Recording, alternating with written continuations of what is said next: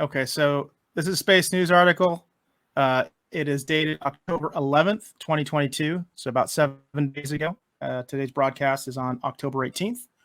And it says Space News jumping on the direct-to-cell bandwagon.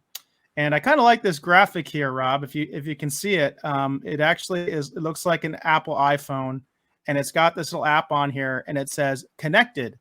Turn left to stay connected to satellite. And we've got an image of a satellite up here in the corner for our listeners on Spotify that are not able to see these images. But I think it's kind of a fun little image that they put together here, Rob. Do you like that? Yeah, that's Starlink. That's that new that's that whether they're like 500 of those things surrounding the planet right now. Well, Apple is not using Starlink. So here, let me show you the article. Okay. So former mobile dead zones could be teeming with life in coming years as more satellite operators consider jumping in to provide connectivity directly to standard phones. The momentum behind the direct-to-cell capability has shifted into a higher gear following early product launches, big name announcements, and the progress startups are making for their dedicated cell phone constellations. After years of rumors, smartphone makers Apple and Huawei, by the way, if I'm butchering that, I apologize. That's the Chinese cell phone company. Recently launched models capable of connecting to a partner's satellites for emergency messaging services. Apple's iPhone 14 and Huawei's new flagship Mate 50 series can facilitate limited SOS services beyond the reach of terrestrial cell towers, without a bulky handset antenna that usually accompanies satellite-compatible phones.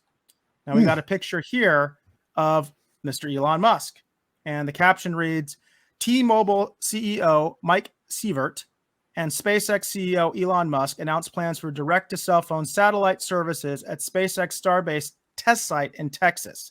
They didn't give a date for this. It says, in August, SpaceX unveiled plans to provide direct-to-cell services for emergency assistance and beyond in partnership with U.S. mobile operator T-Mobile.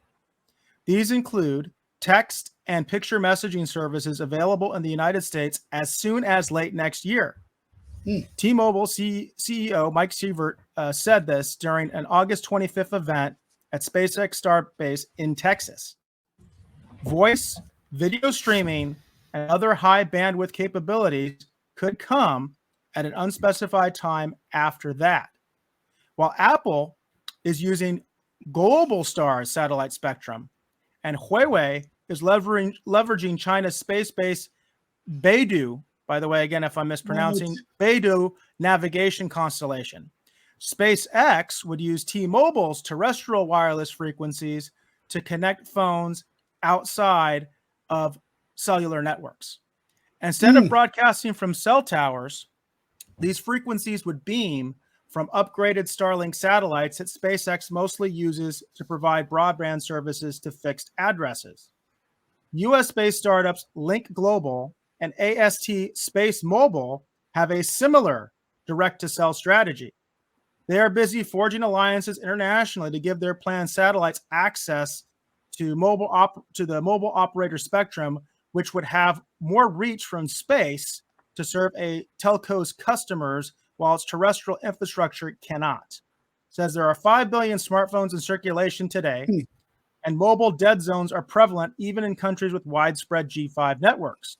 More than 500,000 square miles of the United States are untouched by terrestrial cell signals from any provider, according to T-Mobile. So we've got multiple players in this sphere. It's not just Starlink. It's not just Elon Musk. Yeah. Wow. Never even knew that.